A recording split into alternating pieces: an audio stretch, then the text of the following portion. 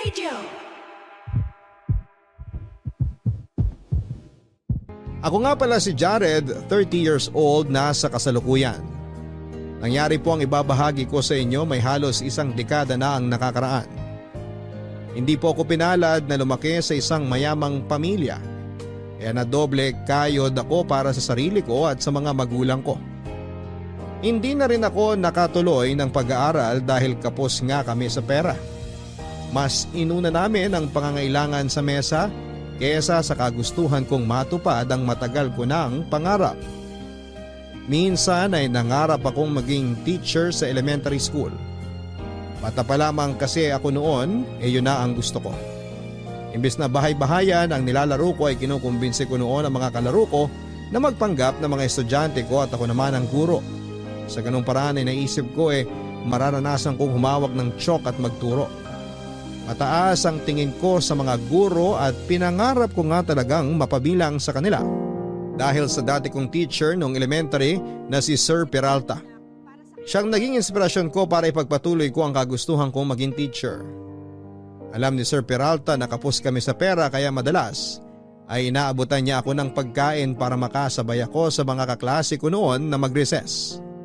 Napansin kasi niya na tuwing recess ay nasa gilid lamang ako at nagkukunwaring tulog para lamang hindi ako mainggit sa mga kaklase kong kumakain ng masasarap na baon nila. Mahina rin ako sa klase noon, Papa Dudut, dahil mas inuuna ko ngang tumulong sa nanay ko na maglabada sa mga amo niya tuwing madaling araw.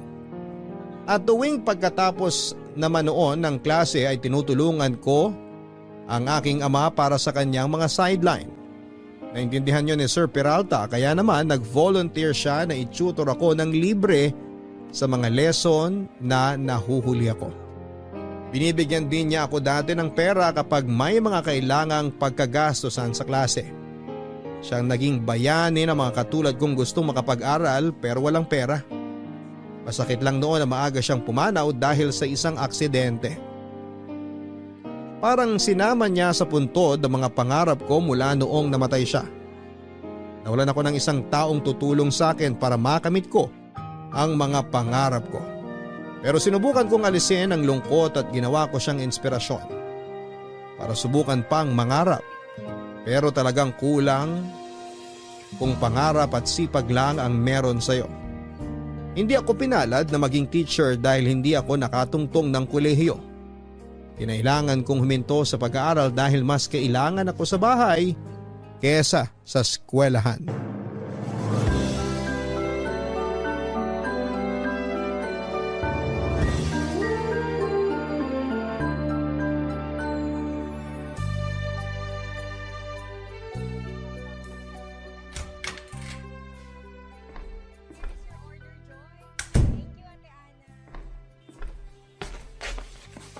Jared, anak.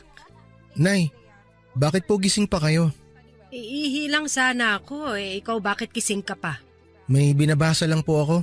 Naku, madaling araw na anak. Maaga pa ang pasok mo mamaya sa trabaho. Di mo ba pwedeng ipagpabukas na lang yung pagbabasa mo? Matatapos na rin naman po ako, Nay. Konti na lang to. Ipahinga mo na. Ipagpatuloy mo na lang yan pagkatapos ng trabaho mo mamaya. Hindi po pwede, Nay. Ano bang hindi pwede? Kesa naman mawalan ka ng tulog. Mahihirapan ka makapagtrabaho niyan. Baka magkasakit ka na naman ulit. Kailangan ko na po kasing ibalik tong notebook mamayang 7 a.m. sa dati kong kaklase. Notebook? Akala ko libro yung binabasa mo. Hindi po libro, Nay. Notebook lang po ang pinapahiram sa akin ng dati kong kaklase. Para saan ba yan? Para ba sa trabaho mo? Hindi po, Nay. Bale, notebook po to nung dati kong kaklase sa English subject nila. Nakikihiram lang po ako para makasabay naman po ako matuto kahit na hindi po ako pumapasok sa school. Pasensya ka na anak ha. Para saan po, Nay? Kasi mahirap tayo. Hindi naman po natin kasalanan ng pagiging mahirap natin, Nay. Ginawa naman po natin lahat ng makakaya natin pero siguro hanggang ganito lang po talaga yung pwede. Ang dami mong pangarap. Hindi mo naabot lahat kasi wala tayong pera. Kung mayaman lang sana tayo. Hayaan nyo na po, Nay. Kayo naman po, natanggap ko na po yung kalagayan natin. Tsaka nagpapasalamat pa rin naman po ako kasi kahit paano, may nakakain pa rin po tayo na 3 beses sa isang araw. Sapat na po yun para sa akin. Pero ang pag-aaral mo, paano ang pangarap mo maging teacher? Kaya nga po ko nanghihiram ng mga notebook sa mga dati kong kaklase na para hindi po pumurol yung utak ko. Marami kang pinaghihiraman ng notebook? Hindi ka ba nakakaistorbo sa kanila? Parang nakakahiya ah. Ay, hindi po, Nay. Sila nga po yung nagsabi na pwede akong humiram eh. Dati po kasi isa lang yung hinihiraman ko pero nalaman po nung ibang mga kaklase ko dati yung ginagawa ko kaya pinapahiram na rin po nila sa akin yung mga notebook nila. Para daw makapag-aral pa rin ako kahit wala ako sa eskwela. Nasusundan mo naman ba? Opo, kahit papano naman po nakakasunod ako. Yung mga di ko naman po maintindihan, tinatanong ko na lang po sa kanila. Pero alam naman nating hindi sapat yan para maging teacher ka. Hindi ka naman mabibigyan ng diploma riyan. Ayoko lang pong pumurol ang utak ko, Nay. Kaya para sa akin, sapat na po muna to. Kapag may kakayanan na po akong pag-aralin ng sarili ko, mag-aaral po ako ulit. Di na po ako mahihirapan kung sakali kasi may konti na po akong alam eh. Sana makatulong kami ng tatay mo balang araw para maituloy ang pag-aaral mo. Kahit ikaw na lang yung makatupad ng pangarap sa ating pamilya. Nasaan na nga po pala si tatay, Nay? Di ko pa po siya nakikita mula kahapon. Ay, hindi ko rin alam kaya wag mo na lang ding tanungin sa akin.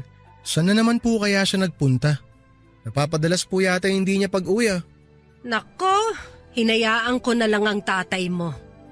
Sana tungkol lang sa trabaho niya kaya hindi siya nakakauwi sa atin. Ano pong ibig niyong sabihin, Nay? Ay, basta. O sige na, ipagpatuloy mo na lang yung pagbabasa mo. Tapusin mo na sana agad para makapagpahinga ka pa.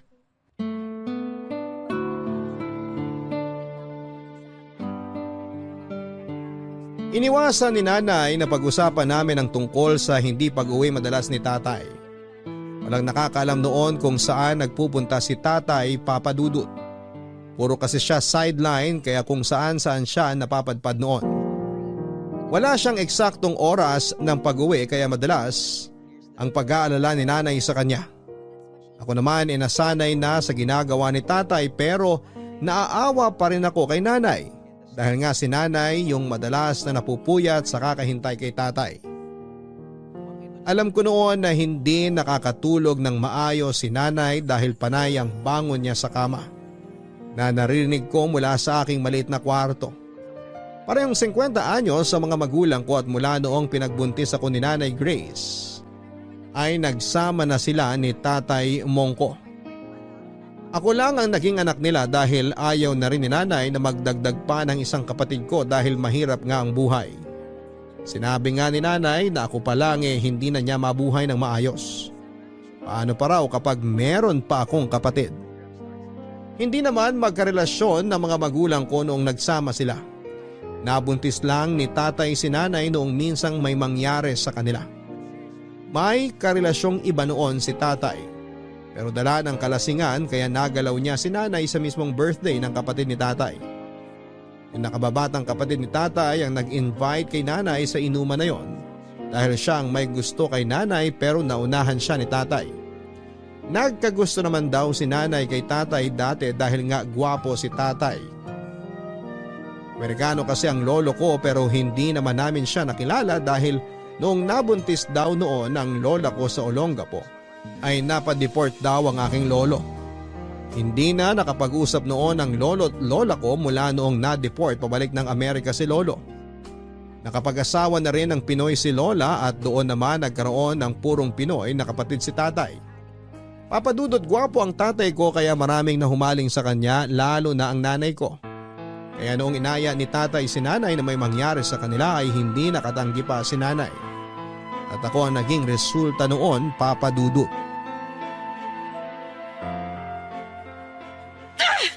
Sumagot ka, Mong! Ano ba naman, Grace? Bakit kailangan magbasag ka ng gamit? Kasi hindi ka sumasagot! Ano bang di sumasagot? Di ba sinabi ko naman sa'yo na nagtatrabaho ako? Nagtrabaho? Sige nga, pakitaan mo ako ng kinita mo buong araw! Hindi pa ako binabayaran eh. Hindi ka pa binabayaran o nagsisinungaling ka na naman sa akin? Hindi ako nagsisinungaling. Panay ang trabaho mo buong araw pero wala ka namang inuuwing pera! dito sa bahay, samantalang alam mong matumal ang mga nagpapalabang ngayon. Andiyan naman si Jared na kumikita na mas malaki sa atin Huwag nating iasa sa kanyang lahat. May kailangan din siyang pag-ipunan at may sarili rin siyang pagkakagastusan. Kesa naman iasa niyo lahat sa akin. Wala na nga kaming maasahan sa iyo Kahit sinasabi mong buong araw at buong magdamag ka nagtatrabaho, wala ka namang mailabas na pera. Di pa nga bayad. Kanya lagi sinasabi mo. Anong gusto mo sabihin ko sa'yo, ha? Sabihin mo sa akin ng totoo kung saan ka nagpupunta tuwing hindi ka umuwi rito sa bahay. Yan ka na naman sa pagdududa mo, Grace, ha? Nakakasawa na. Sino bang hindi magdududa sa ginagawa mo, ha? Kung wala kang ibang ginagawang masama, bakit hindi ka umuwi rito sa pamilya mo? O baka naman may iba ka nang inuuwian? Yan na sinasabi ko. Nagbibintang ka na naman. Puro ka na lang tamang hinala. Malakas ang kutob ko, Mong! Alam ko may ginagawa kang iba! Trabaho lang ang inaatupag ko. Walang naniniwala sa'yo!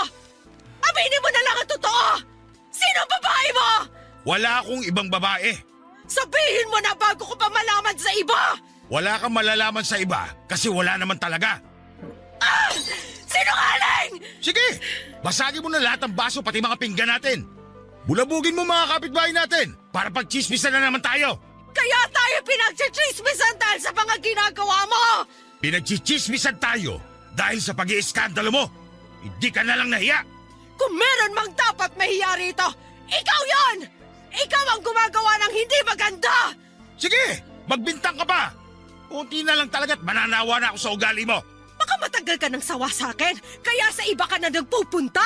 Sige, baliwin mo sarili mo sa kakaisip na may babae ko. Hindi ako magkakaganito kung hindi dahil sa mga ginagawa mo. Wala nga akong ginagawa. Sinungaling! Sinungaling ka talaga! Dati ka pang ganyan! Akala mo nakalimutan ko na lahat ng panloloko mo sa akin! Kung ibabase mo lagi sa mga kasalanan ko dati, walang mangyayari, Grace. Maawa ka naman sa akin. Sinisira mong araw ko dahil sa pagdududa mo. Hindi ako magkakaganito kung hindi dahil sa mga kagagawan mo! Ni minsan, hindi ka gumawa ng paraan para bumawi sa mga kasalanan mo. Bumabawi naman ako Ikaw lang naman to hindi makabitiw sa nakaraan. Oo, nagkamali ako sa'yo dati. Pero hindi man habang buhay ipapamukha mo sa akin yon. Kasi hanggang ngayon, hindi ka pa rin nagbabago. May kutob akong hindi maganda sa'yo. Kailangan ko lang ng ebidensya. Kapag nahuli kita, humanda ka! Umanda kayo ng babae mo! Kung may mahuli kang babae. Talaga! Mahuhuli ko kayo ng babae mo! May hangganan din ang panloloko nyo!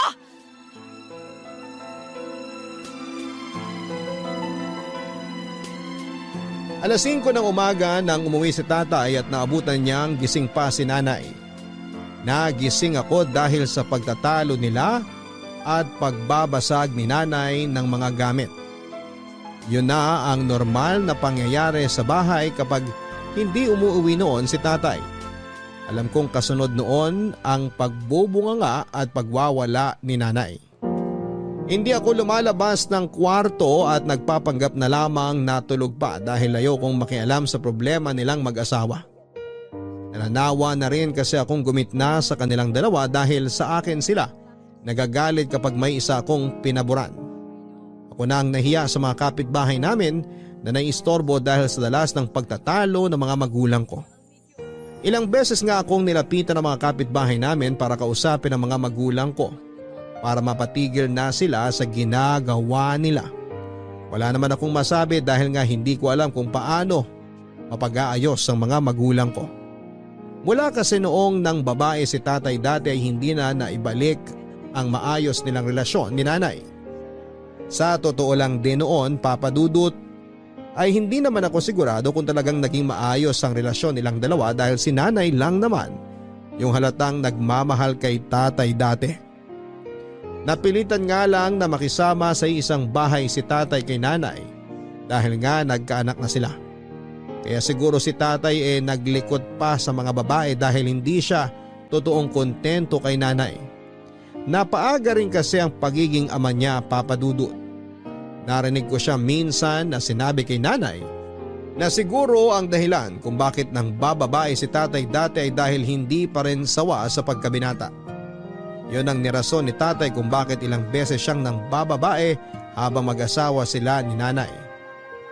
Nahuli lahat ni nanay yung mga naging kabit ni tatay at lumayo na rin si tatay sa mga yon after siyang mahuli. Kaya hindi ko masisisi si nanay kung hindi niya magawang magtiwala kay tatay dahil ilang ulit ngang nagloko si tatay. Kaya nga kahit ako hindi naniniwala sa sinasabi ni tatay na wala siyang ibang babae. Pakiramdam ko noon tama ang sinasabi ni nanay na merong ibang babae ulit si tatay. Kaya hindi naman siya umuuwi ng bahay. Dahil nga roon ay hindi ko na halos kausapin si tatay kung di lang naman kailangan. Alam kong naramdaman niya yon pero hindi na rin umimik para hindi ko na siya kumprontahin pa, Papa Dudut. Lumayo nga ang loob ko kay tatay mula noong nagsimula siyang mangbabae. Naalala ko noon kung paano niya palihim na tinatawagan sa kanyang cellphone ang mga babae niya. Inakala niyang tulog na ako kaya malaya siyang nakipag-usap sa babae niya sa kanyang cellphone. Hindi ko muna siya kinumpronta noon. Nakinig lamang ako at nalaman kong nagmomotel silang dalawa. Kaya naman pala walang naiuwing pera noon si tatay dahil nauubos yon sa pag-check-in nila. Kaya nga napilitan na rin po akong magtrabaho noon dahil panay ang reklamo ni tatay na wala siyang kinikita sa pagsa-sideline niya. Naman pala ay napupunta yon sa mga babae niya. Sinundan ko siya sa motel na napag-usapan nilang dalawa ng babae niya at doon ko nga nakumpirma ang meron siyang ibang babae at isa yung menor de edad. Hindi ko sinabi kay nanay dahil natatakot ako sa magiging reaksyon niya pero may hinala na rin pala noon si nanay. Nangalap lang siya ng ebidensya at doon nga ay nahuli niya si tatay. Hindi pa noon umamin si tatay kay nanay, Papa Dudut. Pinilit pa rin niya na sabihing wala siyang ibang babae. Hanggang sa ako na ang nagsalita at sinabing nakita ko siya at ang babae niya sa isang motel. Hindi na siya nakapagsinungaling pa, Papa Dudut, at inamin niya ang totoo. At iniwan naman niya ang babaeng yon nang sinabi kong pwede siyang makulong dahil minor de edad ang babae. Akala ko noon ayun na ang huli pero may mga sumunod na naman siyang naging babae. At kadalasan ay single mom ang nakukuha niya noon.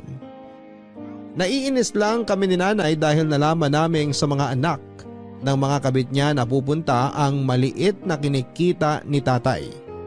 Kaya mas lalong nagalit si nanay dahil kaming totoong mag-ina niya ay hindi man lang niya mabigyan ng pera. Awang-awa ako noon kay nanay, Papa Dudut, dahil sa inabot niyang stress kay tatay. Lagi na lang nagdududa at lagi na lang kinakabahan noon si nanay kapag umaalis si tatay. Ilang beses ko siyang naririnig na umiiyak ng tahimik sa banyo. Malaki ang pinayat ni nanay dahil sinubsob niya ang sarili niya sa paglalabada para lamang hindi maisip si tatay. Hindi nga rin halos makakain noon si nanay dahil nga panay ang pag-iisip niya ng masama kay tatay. Ilang beses kong binilinan si nanay na huwag paikutin ang buhay niya sa pag-imbestiga kay tatay dahil magkakasakit lamang siya. Pero hindi naman siya nakinig, Papa Dudut. Sinabi niya sa akin na saka ko lang siya mauunawaan kapag nasa sitwasyon ko na siya. Hindi ko na siya sinagot pa dahil kahit na hindi ko alam ang eksaktong pakiramdam niya. Alam kong sobrang sakit noon at hindi ko yun gustong maranasan. Kaya nga nagtanim ako ng galit kay tatay dahil sa naging epekto ng pangbababae niya kay nanay.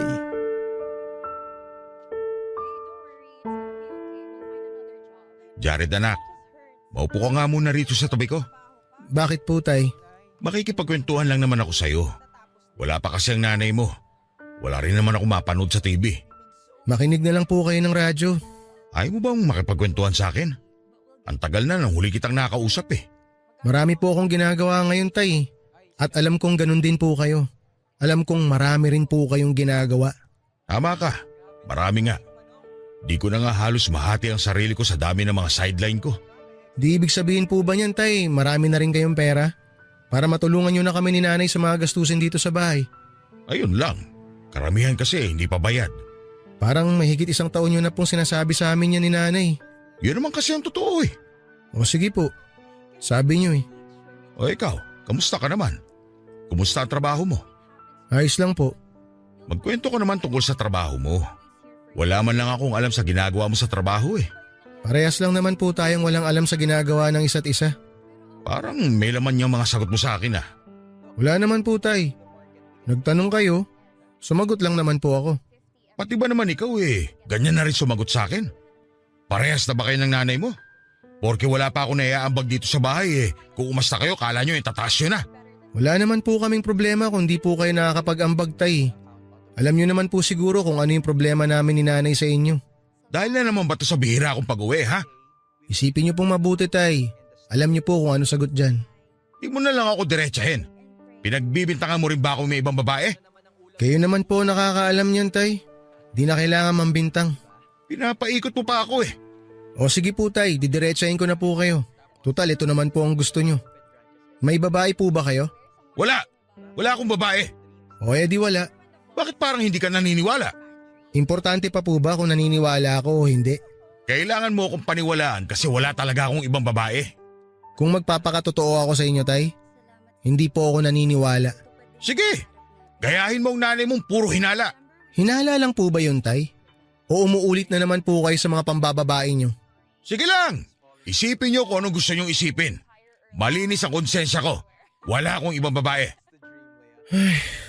Okay po. Jared, May kailangan pa po ba kayong sabihin tay? Kasi gusto ko na lang po sanang magkulong muna sa kwarto. makinig ka. Ano na naman po ba yun? Wala akong ibang babae. Di nyo na po kailangan ulit-ulitin yan tay. Pero may bakla akong inuuwian.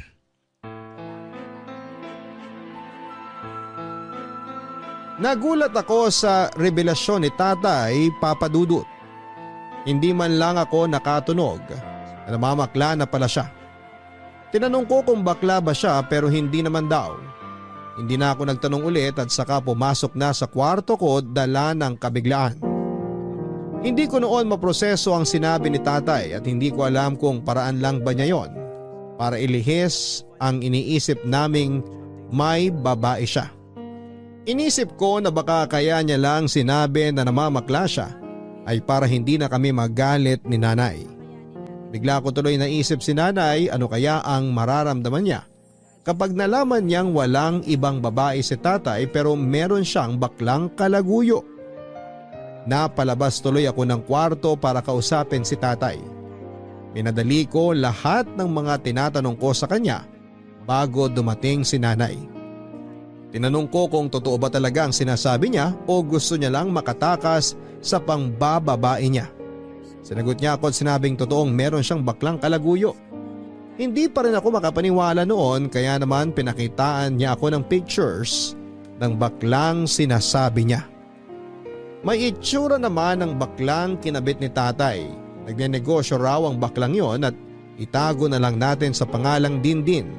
60 years old na noon si Dindin at nagkakilala raw sila ni Tatay noong sumideline si Tatay bilang tagabuhat ng mga materyales na ginamit para sa isang parlor na pinatayo ni Dindin.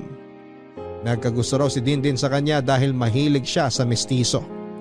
Alam daw noong bakla na may pamilya si Tatay at wala raw siyang pakialam. Kaya naman pinagpatuloy nila ang relasyon nilang dalawa. Kaya naman sa tuwing hindi umuwi noon si Tatay sa bahay ay doon siya kay Dindin umuwi. Hindi ko noon matanggap ang mga sinabi ni Tatay at kailangan ko noon ng kakampi sa nararamdaman ko. Kaya naman sinabi ko kay Tatay na harapin na si Nanay para hindi na rin mangarag si Nanay sa kakaisip. Ayaw noon ni Tatay pero nagalit ako dahil nakakaawa ang kalagayan ni Nanay. Napapayag ko rin naman si Tatay Papa Dudut. Naisip niyang hindi na rin niya kayang magtago pa dahil mas lalong nagbubunga nga si Nanay kapag may pagdududa siya kay Tatay.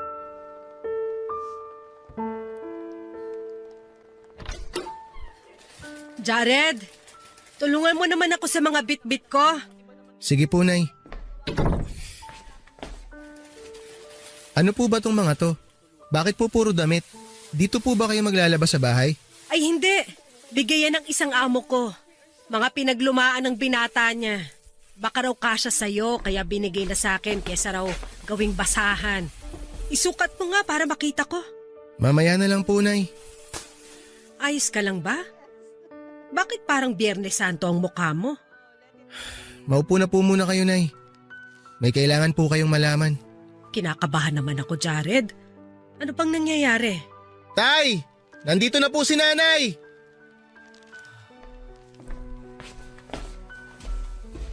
Grace? O mabuti naman umuwi ka na. Akala ko kailangan nang ipadala sa kabit mo ang mga damit mo para siya na lang ang maglaba para sa'yo. Kailangan natin mag-usap. Ano ba nangyayari? Anong di ko alam? Jared, ano ba to? Si tatay na po ang magsasabi sa inyo, Nay. Tay, sige po, sabihin niyo na. Makinig ka sa akin. Grace, Aamin ka na bang may iba kang babae? wala akong ibang babae. Maniwala ka. Eh yan naman laging sinasabi mo dati pa. Pero lagi kitang nahuhuli. Alam ko na yan, Mong. Baguhin mo naman ang pagsisinungaling mo. Hindi po nagsisinungaling si tatay, Nay. Totoo po ang sinasabi niya na wala siyang ibang babae. At naniwala ka naman sa kanya, Jared. Opo, kasi yun naman po ang totoo, Nay. Hoy, Mong! Anong panglalason sa utak ng anak mong ginawa mo, ha? Bakit naniniwala na siya sa kasinungalingan mo? Hindi kasi ako nagsisinungaling, Grace. Kailangan mo lang makinig sa akin. Pagod na akong makinig sa'yo. Wala naman kasing totoo sa lahat ng mga sinasabi mo. Magsasabi ako ng totoo ngayon. Pero sana paniwalaan mo na ako. Ano na naman kaya ang ginawa mo? Paano mo naman kaya ako mapapaikot para mapatawad ka ulit? Tay, sabihin niyo na. Grace, may kabit ako. Oo. Sabi na eh! Tapos kanina lang magsisinungaling kang wala kang ibang babae? Ang kapal mo rin, no? Wala akong kabit na babae pero bakla meron. Ano? May inuuwian akong bakla. Si Dindin. Ano na namang kalokohan yan, Mong? Ganyan na ba ang paraan mo para itago ang babae mo? Akala mo ba kapag sinabi mong bakla ang kabit mo, hindi na ako magagalit? Yung ba ang iniisip mo? Nay, totoo po ang sinasabi ni tatay. Bakla po ang inuuwian niya. Alam mo lahat ng to, Jared? Kanina ko lang po nalaman, Nay. At naniwala ka naman sa tatay mo? Inamin po ni tatay sa akin kanina lahat, Nay. Pinakita niya rin po sa akin yung pictures nila ni Dindin. Anong kahayupan to, Mong? Nagsasabi na ako ng totoo, Grace. Paniwalaan mo naman ako ngayon. Bakit bakla? Anong meron? Bakla ka na rin ba? Hindi ako bakla. Bakit ka pumatol sa bakla? Kailangan ko eh. Anong kalokohan to? Ano ba? Nay! Hindi ka na nahiya sa ginagawa mo? Pati sa anak mo, sinabi mo pa to? Kailangan nyo na rin kasing malaman ng totoo. Hiwalayan mong baklang yan. Hindi pwede. Dahil mahal mo na ba? Siya na ba ang gusto mo makasama kaysa sa aming pamilya mo? Hindi mo kasi maintindihan eh. Wala talaga akong balak intindi ng mga sinasabi mo. Lahat ng panloloko mo. Sawang-sawa na akong tanggapin ka sa tuwing nagkakamali ka. Nay, kumalma po kayo. Ngayon ako naman na magsasabi sa'yo ng gagawin mo, Mong. Iwan mo ang baklang yan o kami ng anak mo ang lalayo sa'yo. Hindi ko pwedeng iwas si Dindin. Bakit? Dahil siya ang paraan para makapag-aral si Jared.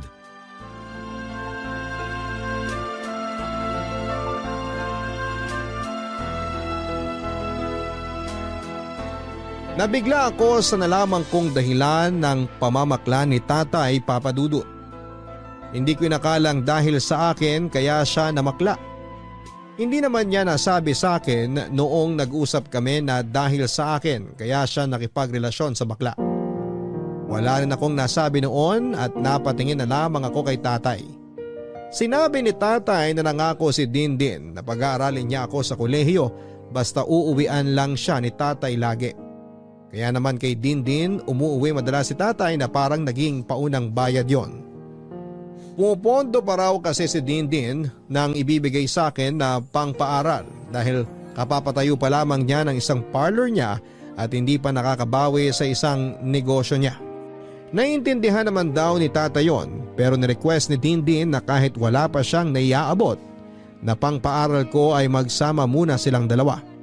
Pumayag naman din talaga si tatay dahil may mga inabot naman noon kahit papaano si Dindin na pangbisyo ni tatay. Papadudot nang gagamit na naman si tatay ng iba para makuha ang gusto niya. Hindi raw yon ang unang beses na namakla siya. Nung nasa Olongapo pa raw siya ay ginamit niya ang kagwapuhan niya para makakuha ng mga baklang magsusustento sa kanya. Hindi lang daw bakla ang nabiktima niya kundi mga matatandaring babae na kadalasan daw ay mga byuda at retired na sa mga trabaho. Wala naman siyang naipon dahil ginamit niya ang mga nakukuha niya para ipangtustos karamihan sa kanyang bisyo at luho. Nakatikim din daw ang lola ko ng mga inabot noon ng mga baklang kinarelasyon ni tatay. Kaya hinayaan na siya ni lola. Napaopera rin ang kapatid ni tatay noong pumutok ang appendix nito sa tulong ng isang byudang minsang nagsustento sa kanya. Walang naging ibang trabaho si tatay noon, kundi ang mamakla at manloko ng mga matatandang babae. Itinigil lamang niya yon nang mabuntis niya si nanay. Napilitan si tatay na maghanap ng trabaho pero wala siyang alam na ibang skills maliban sa pamamakla. Kaya naman kung anong madadaling sideline lang ang pinapatos niya, may makuha lang na pera dahil yon lang daw ang kaya niya. Malaki ang naging pagbabago sa bahay mula noong nalaman naming namamakla si tatay. Hindi na tumatabi si nanay kay tatay Papadudut. Nakiusap si nanay na matulog katabi ko sa kwarto dahil hindi na raw siya komportableng makatabi si tatay. Nahirapan tuloy kaming dalawa na magkasya sa isang single bed, kaya naman hinayaan ko na lamang si nanay na matulog mag-isa sa kwarto ko at ako naman ay natulog na lamang sa sala. Naging madalas na rin ang pag-uwi ni tatay sa bahay dahil busy daw si Dindin sa mga negosyo niya at pinapagawang bahay. Hindi ko na rin nakitang nag-uusap ang mga magulang ko maliban na lamang kung merong importanteng kailangang pag-usapan. Hindi ko nakitang nakonsensya si tatay sa mga ginagawa niya sa amin ni nanay. Nagpatuloy siya sa pamamakla niya habang si nanay naman ay nagdoble sa paglalabada, wag lamang maisip ang ginagawa ni tatay. Naging malungkot lalo at tahimik ang bahay namin. Madalas nga ay mas gusto ko pang manatili na lamang noon sa trabaho kaysa umuwi sa amin. Kundi lang dahil kay nanay ay baka mas pinili ko pang magstay in sa trabaho nung inalok ako ng boss ko. Nakapag-uwi na rin si tatay ng pera at ibang gamit sa bahay. Proud siyang ipinakita sa amin ang mga ibinigay ni Dindin. Siya nang nagkusang magbayad ng bills sa kuryente, bahay at tubig. Halos makumpleto na rin namin noon ang mga appliances kahit second hand lang ang mga nabili Papadudut. Nakakakain na rin kami ng masasarap dahil sa mga pinapadalang pera ni Dindin. Marami na kaming naimbak na pagkain sa ref at dilata sa cabinet ng kusina. Gustong ipamuka sa amin ni tatay na tama lang ang ginagawa niya kahit panloloko yon. At nasasaktan niya kaming mag-ina.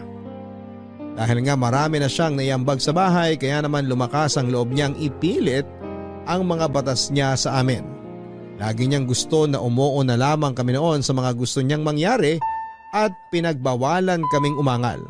Lalo na noong minsang kumakain kaming dalawa ni nanay, dumating siya at masayang nilatag sa mesa ang pizza, cake at soft drinks na nabili niya gamit ang pera ni Dindin.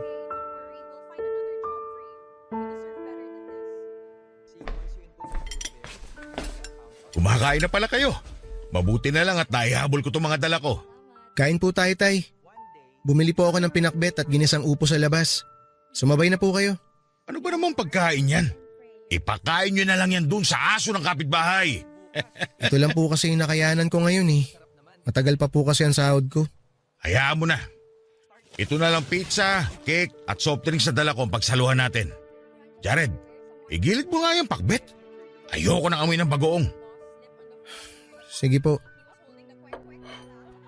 Grace, alam ko matagal ka nang hindi nakakatikim ng cake. Ito, binilang kita. Ubi flavor yan. Paborito mo. Nakakain na ako ng cake kahapon. Doon sa amo ko sa paglalabada. Di hamak na mas mahal at mas masarap yung pinakain niya kaysa riyan sa dala mo. Kung makaalok ka naman, akala mo imported yung cake mo.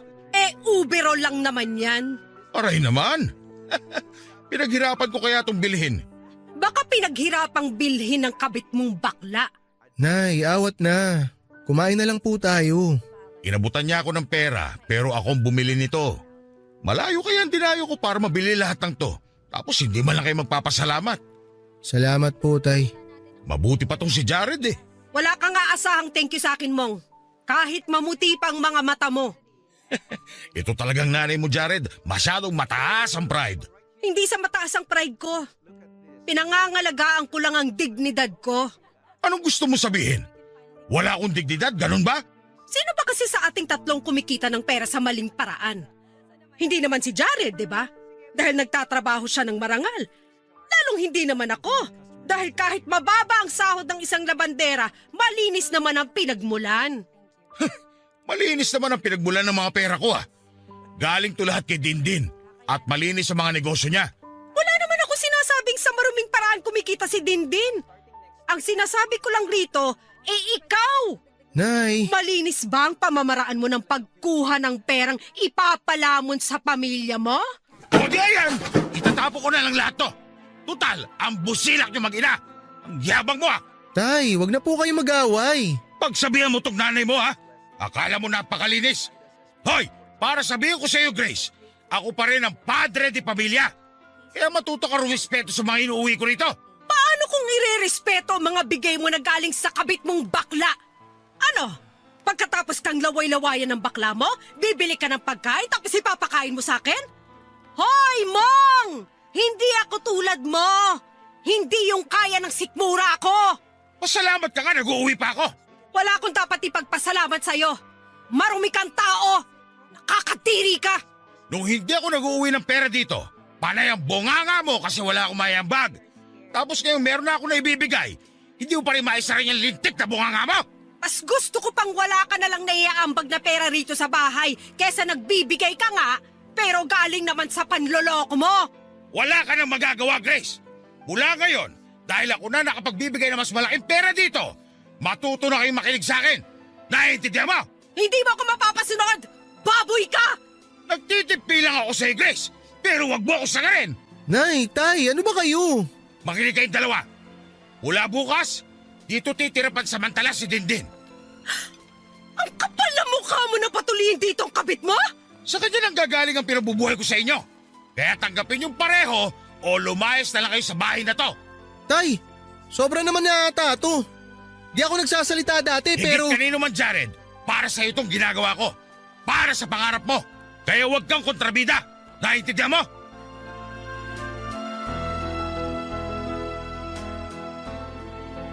Yun ang unang beses na nakita ko na galit ng ganon si tatay sa amin ni nanay. Lumakas nga talaga ang loob niya mula noong siya na ang mas malaki ang niaambag sa bahay. Iniwan kami ni tatay pagkatapos noon para puntahan si Dindin dahil nagpapasundo raw sa kanya. Binilhan siya ni Dindin ng motor na ginagamit niya kapag inuutusan siyang maghatid at sundo. Naawa ko kay nanay noong nakaalis na si tatay. Doon lang siya nakaiyak at sa kanya ako niyakap. Wala naman akong magawa dahil kahit ako ay natakot sa paninigaw ni tatay. Hindi namin alam kung anong mangyayari oras na tumira si Dindin sa bahay namin. Sinabi ni tatay na pansamantala lang naman daw ang pagtira ni Dindin doon para makapagsama na sila. Saka magpapagawa raw kasi ng bahay si Dindin kaya kailangan niya ng matutuluyan. Sinabi ko noon kay tatay na kung pwedeng umupa na lamang si Dindin bilang respeto na lamang sa aming mag-ina niya, pero tumanggi si tatay. Mas malaki raw ang makukuha naming pera kay Dindin kapag nasa bahay na siya. Papadudot kaya naman sinabi ni tatay na tiisin namin dahil para rin daw yon sa amin. Hindi umuwi si nanay sa unang 3 araw na nagstay si Dindin sa amin. Umextra muna si nanay sa amo niya sa paglalabada bilang kasambahay. Hindi na nga nagpabayad si nanay kapalit ng pagtulog niya doon ng ilang araw. Ayoko sanang andun si nanay papadudot pero mukhang kailangan niyang makalayo mula sa pansamantala. Nagulo na dinala ni tatay sa bahay namin. Naiwan ako mag-isa sa bahay kasama sina Dindin at tatay. Saksi ako noon sa lambingan nilang dalawa, hindi ako noon halos makatulog kapag naririnig ko sa gabi ang nangyayari sa kanilang dalawa. Nawalan ako lalo ng respeto kay tatay dahil sa ginagawa niya at sa pananakit niya kay nanay. Sinimulan ko nang maghanap ng pwede naming maupahan ni nanay dahil wala na rin akong balak tumira pa kasama si tatay kahit makaalis pa si Dindin sa bahay. Hindi ko muna yon pinaalam kay nanay at mas lalong hindi ko yon balak sabihin kay tatay. Plano ko lang noon na bigla na lamang kaming aalis ni nanay at iiwan ng tuluyan si tatay. Hindi ko noon alam kung paano ko makukumbinse si nanay na lumayas na roon sa bahay. Alam ko naman na kahit gano'n na ang ginagawa ni tatay sa kanya noon ay ramdam ko pa rin kung gaano kalaki ang pagmamahal niya para kay tatay.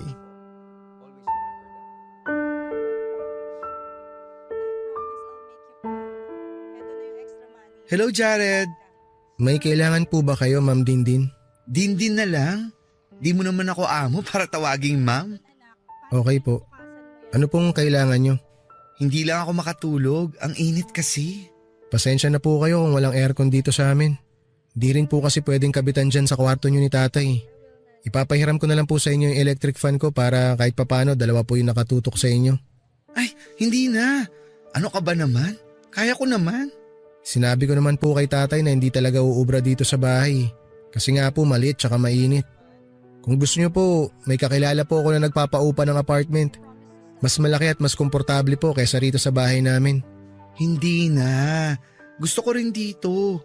Naalala ko nga rito yung bahay namin nung bata pa lang ako at wala pa kaming pera. Lumaki po pala kayong mahirap. Mas mahirap pa nga ata kami kaysa sa inyo eh. Kung saan saang squatters area kami napapadpad. Palipat-lipat kami lalo kapag kailangan nang i-demolish yung lugar. Paano po kayo nagkapera? Nagsumikap ako. Marami akong pinasok na trabaho. Nakapag-ipon ako noon tapos nagbukas ako ng maliit na parlor na swak sa budget ng mga nasa squatters area noon. Pumatok yun ng gusto. Hanggang sa kinaya ko ng umupa ng mas malaking parlor tapos nadagdagan pa. Nakapagbukas na rin ako ng kainan at kung ano-ano pa. Swerte nyo naman. Hindi swerte yun. Sipag at tiyaga yun. Nagsumikap kasi ako. Hindi rin po sa pagsusumikap yan. Bakit po ako? Kami ni nanay. Bakit kahit anong pagsusumikap namin nasa ilalim pa rin po kami? Wala naman po kaming nagrabyadong tao pero nasan po kami ngayon? Ay nako, kanya-kanyang timing lang yan.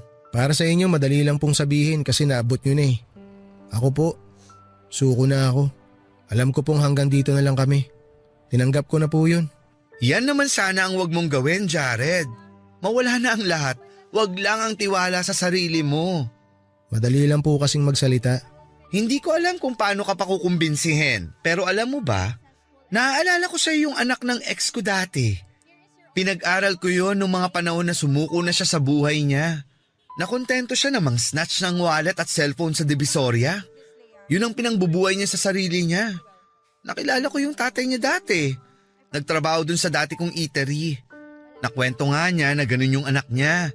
Kaya ang ginawa ko, kinupkup ko silang mag-ama. Pinag-aral ko yung anak ng ex ko. Lahat ng kailangan niya sa school, ako ang nagbigay. Nakapag-ipon ng ex ko mula sa sahod niya sa akin sa eatery. Wala rin naman siyang pinagkakagastusan kaya lahat ng kita niya napupunta sa sarili niya. Kaya ganun din ang ginagawa nyo sa amin ni tatay? Parang. Ewan ko ba? Ganito na lang lagi ang nangyayari sa akin. Ang hilig ko sa lalaking may anak na. At asawa? Nung una, hindi ko alam na may asawa ang tatay mo ha.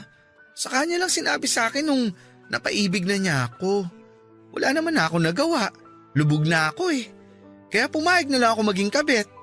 Hindi ko po alam kung anong tamang sasabihin sa inyo dahil mas marami po akong gustong sabihin na hindi maganda. Alam ko naman. Inaasahan ko na yan. Pasensya na kung nakagulo ako sa inyo. Kaya gusto ko sanang bumawi. Pag-aaralin kita. Akong bahala sa'yo. Nakwento ng tatay mo na gusto mo raw maging teacher? Mula pa po pagkabata. Ayun naman pala. Lagi kang binibida sa akin ng tatay mo. Masipag ka raw at matalino. Naaawa nga raw siya sa'yo kasi pinipilit mo pa rin matuto ngayon kahit pagod ka na sa trabaho. Totoo bang nakikiram ka ng notebook sa mga dati mong kaklase? Gusto ko lang naman pong matuto. Yan ang dahilan kung bakit ako pumayag na pag-aralin ka. Kasi alam kong di mapupunta sa wala ang ipangtutustos ko sa'yo. Hindi po kayo sigurado dyan. Siguro, wala ka ng tiwala sa sarili mo dahil sa mga nangyari sa'yo dati. Pero ako, may tiwala ako sa'yo. Ay, pag-isipan mo ang alok ko, ha? Alam kong di lang ang pangarap mong maging teacher ang nakasalalay dito, kundi ang pangarap mong maiahon ang nanay mo sa hirap. Pinagmasdan ko si Dindin na muling bumalik sa kwarto nila ni tatay. Sa unang pagkakataon ay nakausap ko siya ng maayos. Gustuhin ko mang magalit sa kanya noon pero hindi ko magawa dahil makatao ang pakikiharap niya sa akin.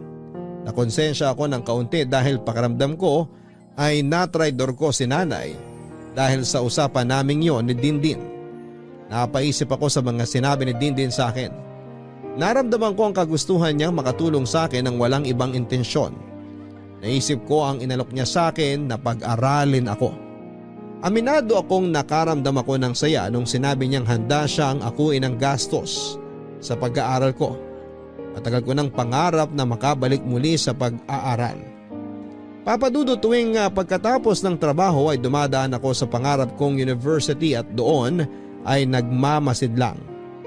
Nakakaramdam ako lagi noon ng inggit sa mga estudyanteng nagtatawanan habang naghihintay sa susunod nilang klase. Na-imagine kong kabilang ako sa kanila kahit pansamantala lamang. Bago ako makabalik sa aking realidad ay naiiyak ako lagi noon kapag bumabalik na sa akin ang realidad. Na pangarap lang ang pag-aaral para sa akin. Kaya naman noong nalaman kong balak ni Dindin na pag-aralin ako, ay muling nabuhay ang imahinasyon ko sa university na yon. Inimagine kong suot ko na ang uniforme bilang estudyante nag-aaral sa kursong education. Na-imagine kong hindi lang ako nakikihiram ng notebook para matuto kundi may sarili na ako. Kung saan ako mismo ang nagsulat at hindi ko na kailangang ibalik pa yon sa ibang tao. Nakapag-desisyon na ako papadudot kinabukasan ay kinausap ko si Dindin at sinabing gusto ko mag-aral. Natuwa siya sa naging desisyon ko at napayakap sa akin. Sinabi ko sa kanya na kahit gawin niyang utang ang gagamitin niya para pag-aralin ako. Nangako ko sa kanya na handa ko yung bayaran oras na makapagtapos ako. Tumanggi siya papadudot at sinabing hindi ko na raw kailangang gawin yon. Ipangako na lang daw sa kanya na hindi ko pababayaan ang pag-aaral ko dahil minsan daw nangarap din siyang makapag-aral pero hindi niya nagawa dahil mas inuna niyang magtrabaho. Kaya naman masaya siyang maipapasa ang pangarap niyang edukasyon sa ibang tao. Sinabi ko kay nanay ang napag-usapan namin ni Dindin. Nagalit si nanay dahil nga parang kumakampi na ako sa kalaban. Pinaunawa ko naman kay nanay ang sitwasyon papadudot. Medyo natagalan ng kaunti bago niya tinanggap ang desisyon kong magpatulong sa pag-aaral kay Dindin. Naisip ni nanay marahil na kailangan ko rin yon dahil matagal ko nang gustong makapag-aral at tanging si Dindin lang ang pwedeng makapagbigay noon sa akin. Tinulungan ako ni Dindin sa lahat ng mga kailangan ko. May mga nakausap na siya para tulungan akong mapabilis ang pag-i-enroll ko sa university na pangarap ko. Sinama niya rin kami ni nanay sa pagbili sa mga kailangan ko at ibang kailangan sa bahay. Nung una ay alanganing makipag-usap si nanay kay Dindin. Pero mabait kasi si Dindin kaya napalagay na rin ang loob ni nanay. Naalala ko nga noong nasa mall kami at kumakain, panayang daldal ni nanay dahil komportable na siya kay Dindin. Nagtatawanan pa sila noon na akala mo ay matagal na silang magkakilala. Ni minsan ay hindi namin napag-usapan si tatay habang magkakasama kami. Mabilis na lumipas sa mga araw at nakapag-aral na ako papadudot. Walang kasing saya ang pakiramdam ko na makatungtong na sa kolehiyo para mabigyang katuparan na ang mga pangarap ko. Laging nasa tabi ko lamang at sumusuporta sina nanay at Dindin at doon pa lamang ay buong puso na akong nagpapasalamat. Naging close na rin sina nanay at Dindin at hindi na kailangang maglabada ni nanay dahil pinasok na siya ni Dindin bilang katiwala sa isang parlor niya. Natuwa ako kasi hindi na kailangang mahirapan pa ni nanay para lamang kumita ng maliit na pera. Nagpatuloy pa rin ang pagtira ni Dindin sa amin kahit mahigit kalahati na ang natatapos sa kanyang bahay. Si tatay naman ay bibihira na naman kung umuwi dahil ayon sa kanya ay may nahanap daw siyang isang racket na medyo may kalayuan sa bahay namin. Inisip kong hindi na naman nagsasabi ng totoo si tatay pero hindi na namin yon pinakialamanan pa ni nanay at Dindin dahil masaya namang kaming tatlo na magkakasama sa bahay. Bagay sa akin talaga tong binili mong bestida, Dindin. Para ako nga attend ng JS prom. Parang ang ikaw yung nasa unahan lagi sa sagala. Bagay po talaga sa inyo ang pula, Nay. Pag may okasyon, isuot niyo po yan, ha? Mukha siyang mansanas na di pa nakakagat.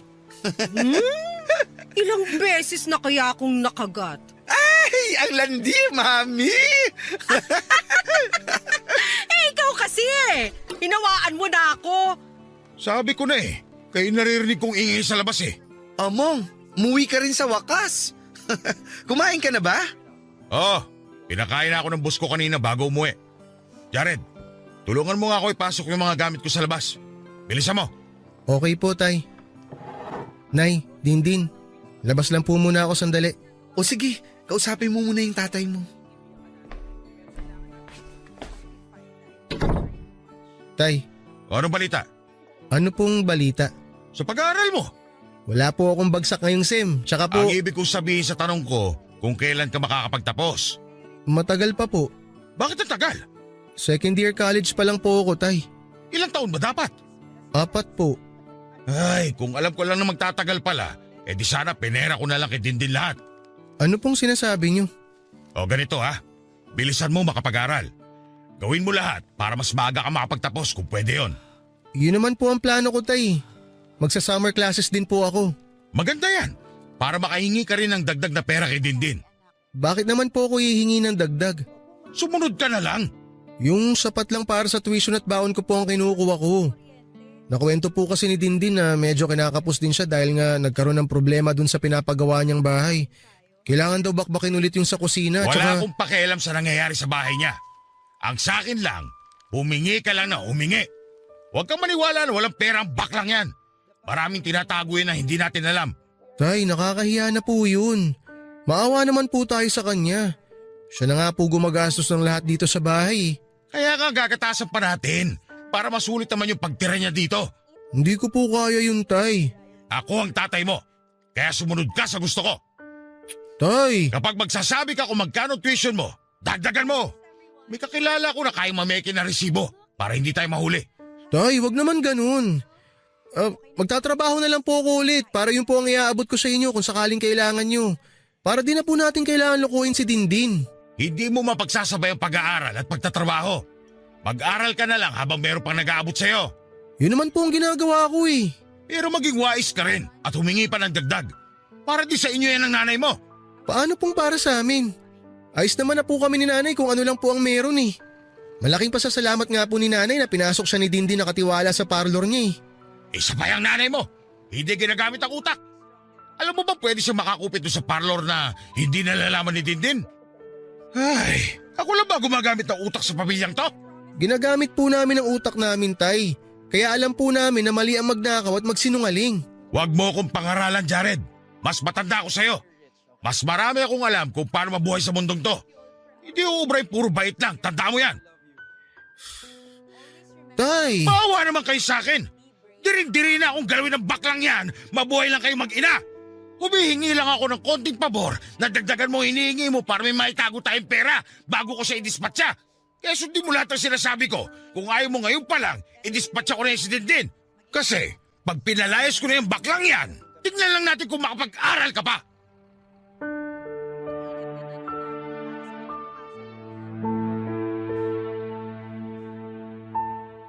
Hindi na muling pumasok pa ng bahay si tatay at iniwanan na sa akin ang mga pinabibitbit niyang gamit. Napansin nila Dindin at nanay ang pagkabahala sa mukha ko nung pumasok na ako ng bahay. Nag-alangan akong magkwento sa kanila at lalong nag-alangan akong aminin ang totoo kay Dindin. Nagalit ako kay tatay dahil hanggang sa huli ay talagang hindi pa rin niya matanggal ang pagiging manggagamit niya.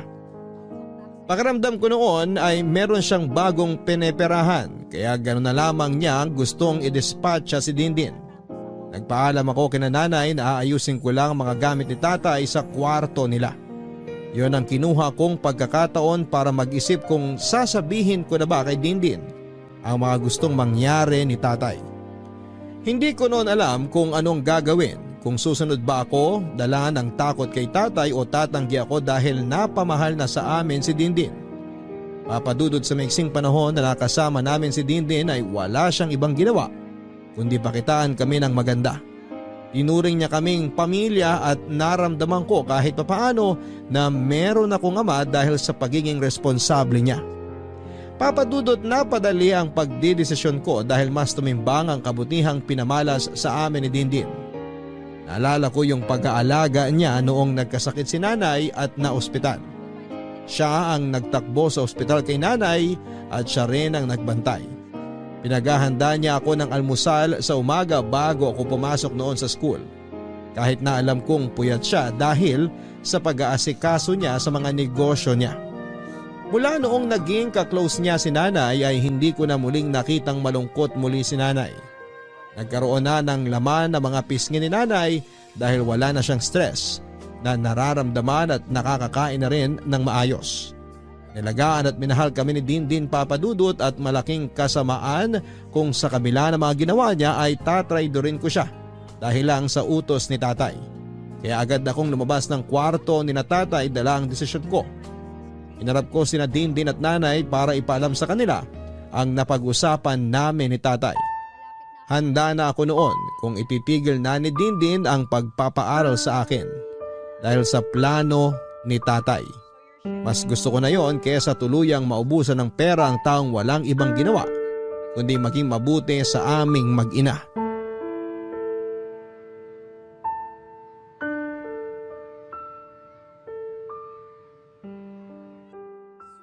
Nay?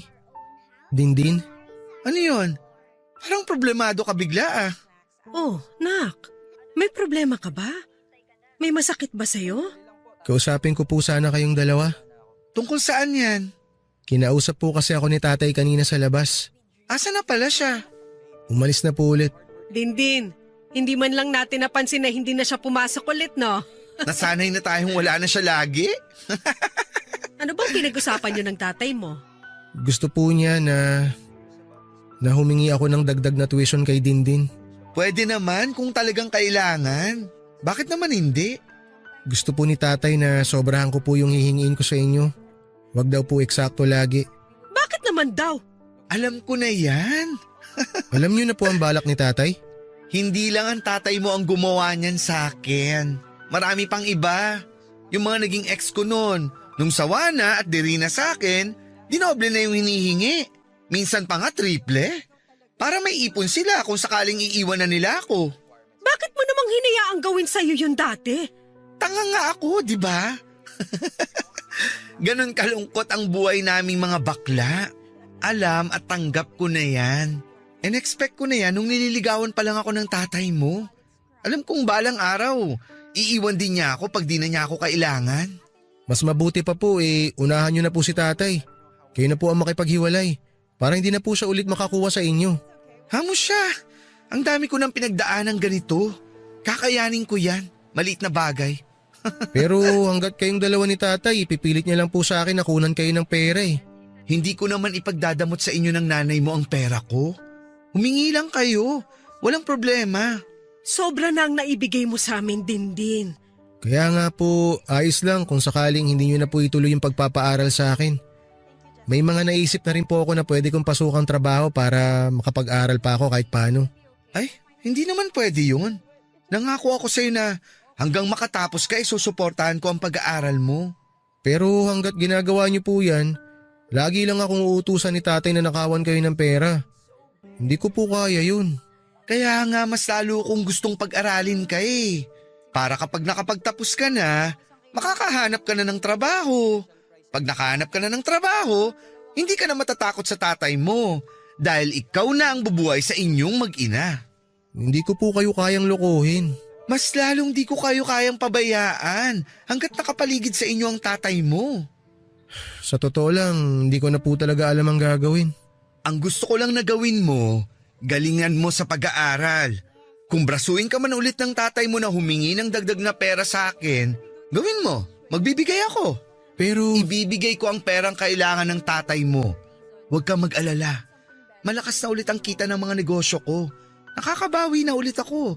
Hindi naman namin kayang gawin yun sa'yo, Dindin. Grace, maliit na bagay lang yan kumpara sa naibigay niyo mag-ina sa akin. Wala nga kami naibigay o naitulong sa'yo eh. Ang laki kaya. Dahil sa inyo, naranasan ko ulit paano magkaroon ng pamilya. Dahil sa inyo, naramdaman ko ulit kung paano mahalin. Oo, totoo na si Mong lang ang gusto ko na magmahal sa akin noon. Kaya bigay todo ako sa kanya. Ayos nga lang sa akin na maging kabit niya, diba? Pero nung nakilala ko kayo, nagbago na lahat ng gusto ko. Ayos na sa akin kahit wala si Mong sa tabi ko. Ayos lang sa akin kahit di niya ako mahalin. Basta andyan kayong mag-ina. Pinuno niyong mag-ina lahat ng naubos sa pagkatao ko ng mga lalaki ng gamit lang sa akin. Kaya kung sakali man nahilingin sa inyo ni Mong nagatasan pa ako, gawin niyo lang. Hindi ko ramdam ang pagkawala ng pera ko. Kasi mas importante sa akin na huwag kayong mawala sa buhay ko.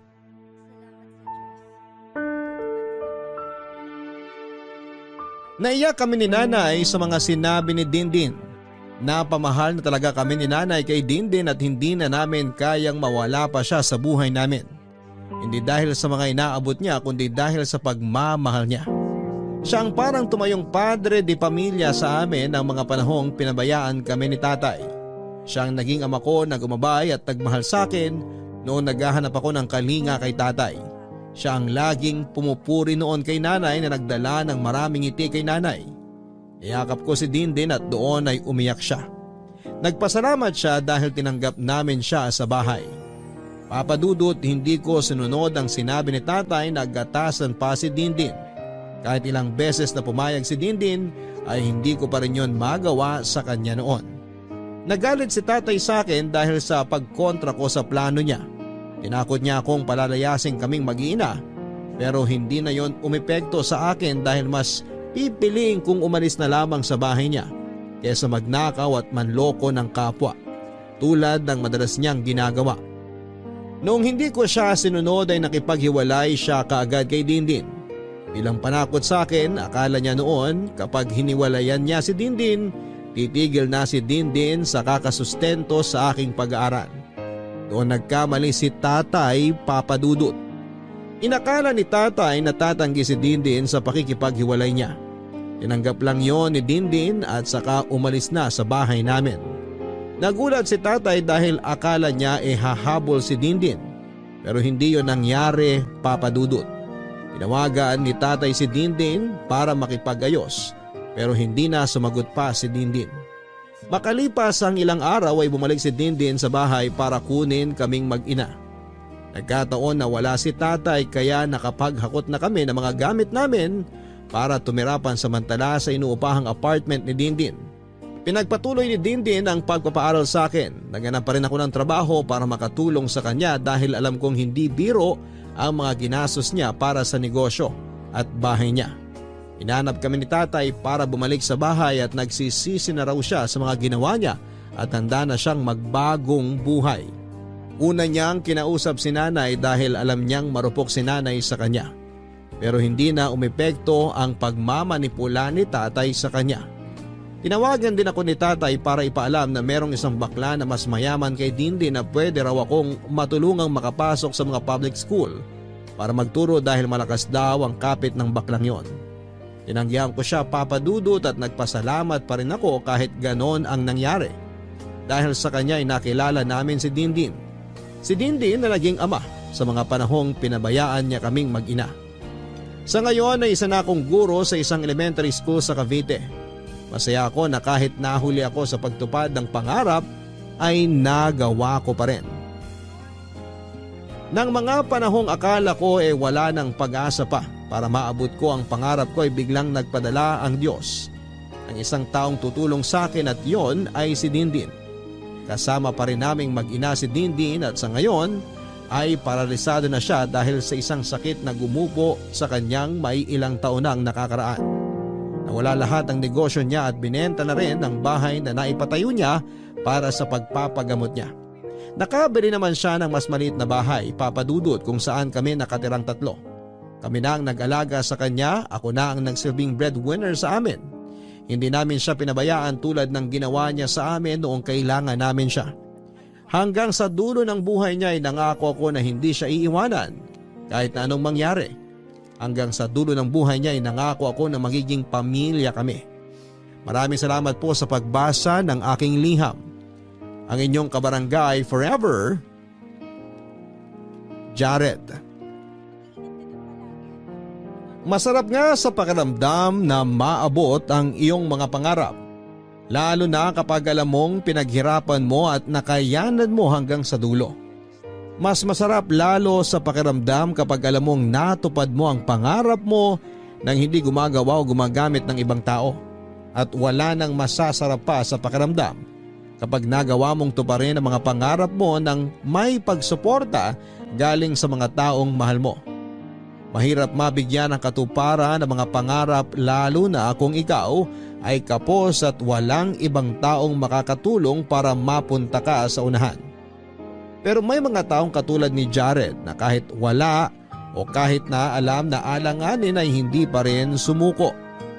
Minsan talaga ay kailangan mo lang na huwag isuko kaagad ang laban. Mga kabarangay, ilang ulit ka mang pasukuin ang iyong pangarap dahil sa maraming dahilan at kalaban. Sana hindi mo sila magawang pakinggan at tingnan. Tanging ang sarili mo lang ang dapat